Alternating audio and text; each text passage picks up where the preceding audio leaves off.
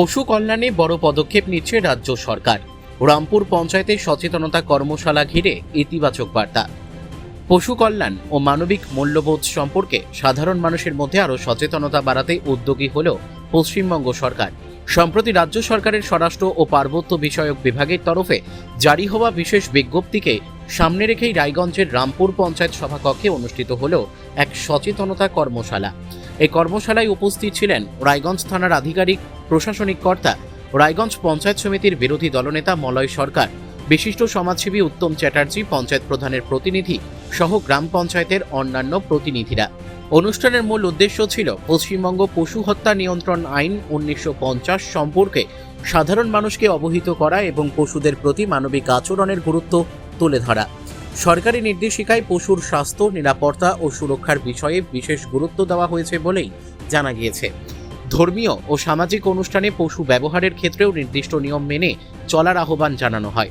পাশাপাশি পশুর স্বাস্থ্য পরীক্ষা, সরকারি অনুমোদন এবং পশু চিকিৎসকের পরামর্শ গ্রহণের বিষয়েও সচেতনতা বাড়ানোর ওপর জোর দেওয়া হয়।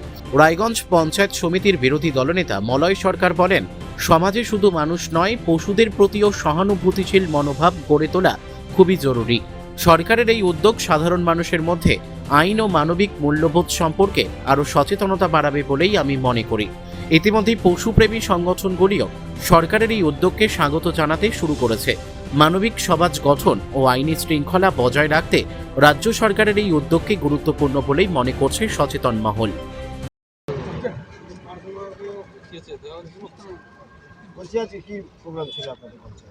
আজকে আমাদের 6 নম্বর জিপিতে যে সামনে যে ঈদ, ঠিক আছে, এটা একটা সচেতনামূলক শিবির করা হয়েছিল। সেখানে প্রধান ছিলেন আমাদের গ্রামের মান্যগণ্য ব্যক্তিরা ছিলেন, আইসি সাহেব ছিলেন।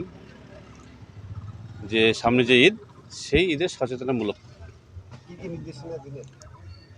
নির্দেশিকা দিল আইসি সাহেব, ওনার পক্ষ থেকে দিলেন যে ঈদের দিন বিশেষ করে যাদের প্রোগ্রাম, যারা ঈদ পালন করছে তারা একটু মোটর সাইকেলে অনেকবারে হয়েছে তো যে অ্যাক্সিডেন্ট হয়, বিভিন্ন রকম আইন কানুন মেনে চলতে হবে, এইসব বিভিন্ন দিক দিয়ে সচেতনামূলক কথাবার্তা হলো।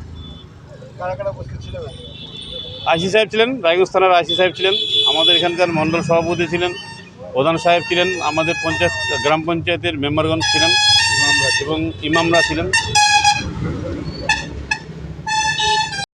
রায়গঞ্জ থেকে রামকৃষ্ণ দাসের রিপোর্ট, কুলিক নিউজ।